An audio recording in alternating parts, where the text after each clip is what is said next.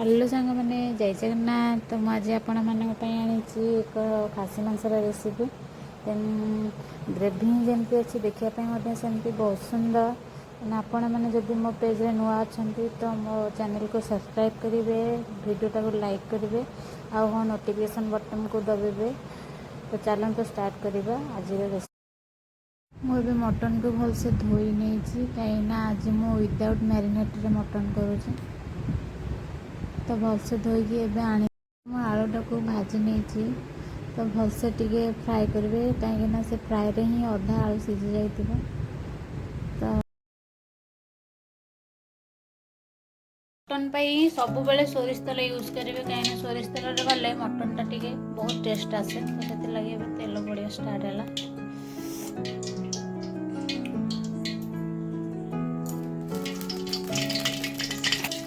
ତେଲ ଟିକେ ଗରମ ହେଇ ଆସିଲେ ସେଥିରେ ଗୋଟା ମସଲା ପକେଇବା।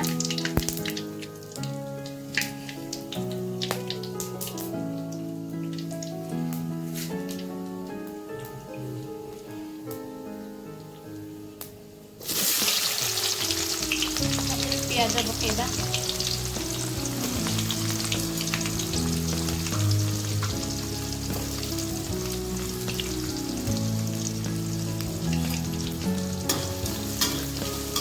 ପିଆଜ ବ୍ରାଉନ୍ ହେବା ପର୍ଯ୍ୟନ୍ତ ଭଲସେ ଭାଜିବା।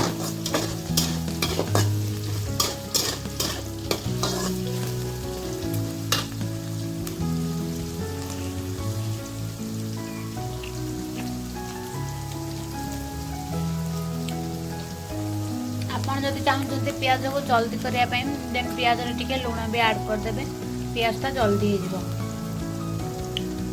ପିଆଜ ଆମର ହେବାକୁ ଆସିଲାଣି।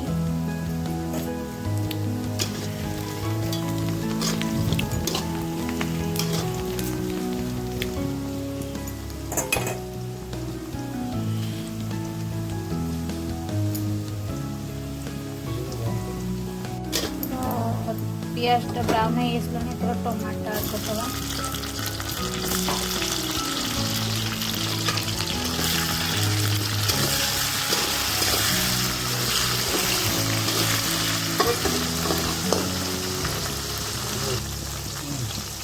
ତାପରେ ଅଦା ରସୁଣ ପେଷ୍ଟ ଆଡ଼୍ କରିବା।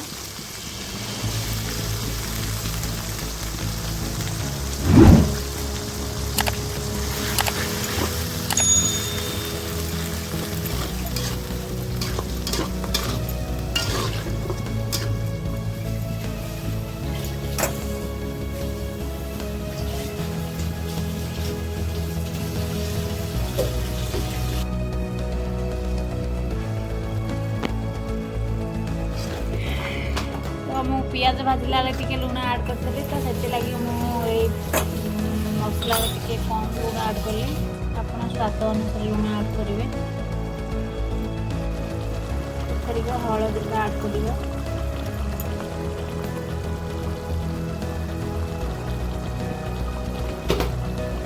ତାପରେ ଲଙ୍କା ଗୁଣ୍ଡ ପକେଇଲି।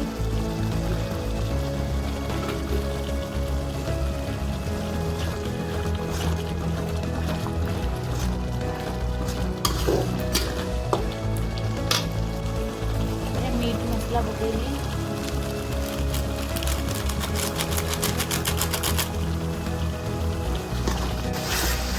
ଏଥିରେ ଆମେ ଏବେ ମଟନ୍ଟାକୁ ଆଡ଼୍ କରିବା।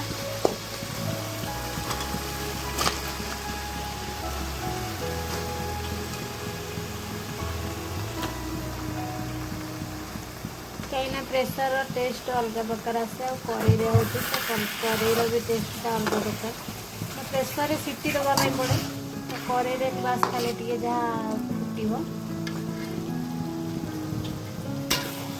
ମଟନ୍ଟାକୁ ପକାଇ ଦେଇଛେ, ତ ଆକୁ ଆମେ ଏଇନେ 15-20 ମିନିଟ୍ ପର୍ଯ୍ୟନ୍ତ କଷିବା। କାହିଁକିନା ମଟନ୍ଟା ଏବେ ତା ଦେହରୁ ଟିକେ ପାଣି ଅଂଶ ବାହାରିବ। ତାକୁ ଟିକେ ମଝିରେ ମଝିରେ ଘାଣ୍ଟୁଥିବେ, ନହେଲେ ଲାଗିଯିବ ତଳେ। ତ ଲାଗିଗଲେ ତା ଟେଷ୍ଟ ଜମା ବି ଭଲ ଲାଗିବନି।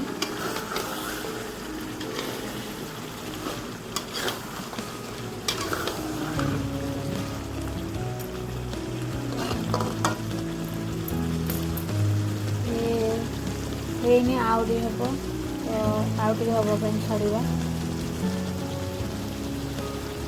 भलसे कषि ହେଇଗଲେ ତାପରେ ପାଣି ଦେବା। ଆଳୁଟାକୁ ଆଡ଼୍ କରିବା। ତାପରେ ଆଳୁଟା ତା ଦେହରେ ସିଝିବ ନା, ତ ସେଥିଲାଗି ତାକୁ ଟିକେ ସିଝିବା ପାଇଁ ଛାଡ଼ିଦେବା। ସେ ତା କଷାରେ କଷାରେ ସେ ସିଝିଯିବ।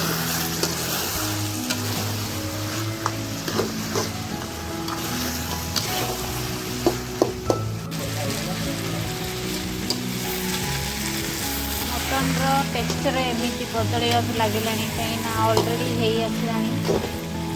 ତ ଦେଖିବା ପାଇଁକା ଏମିତିକା। କେଉଁମାନଙ୍କୁ ସବୁ ମଟନ୍ ଖାଇବା ପାଇଁ ଭଲ ଲାଗେ କମେଣ୍ଟରେ କହିବେ। ମଟନ୍ଟା ଏବେ ଆମର ହେଇଗଲା, ତ ଆମେ ଏବେ ତା ଦେହରେ ପାଣିଟାକୁ ଆଡ଼୍ କରିବା।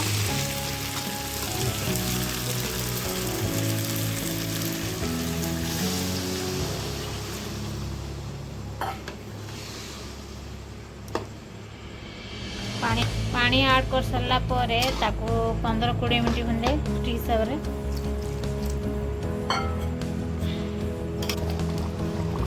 ଏବେ ଆମ ମଟନ୍ ରେଡ଼ି। ତ ଏବେ ଲାଷ୍ଟରେ ଆମେ ଟିକେ ଗରମ ମସଲା ପକାଇବା।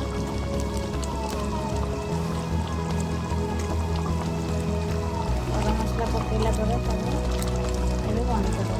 ଗ୍ୟାସ୍ର ଫ୍ଲେମ୍କୁ ବନ୍ଦ କରିଦେବା।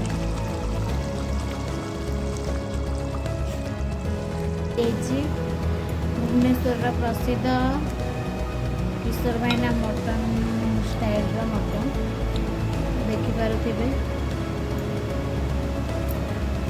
ଦେଖିବା ପାଇଁ ଯେମିତି ହେଇଛି ତା ଗ୍ରେଭି ମଧ୍ୟ ସେମିତି ହିଁ ହେଇଛି। ତ ଆପଣମାନେ ବି ଏଇ ଷ୍ଟାଇଲ୍ରେ ମଟନ୍ ତରକାରୀ ବନାନ୍ତୁ, ଦେଖିବେ ବହୁତ ହିଁ ସ୍ୱାଦିଷ୍ଟ ହେବ।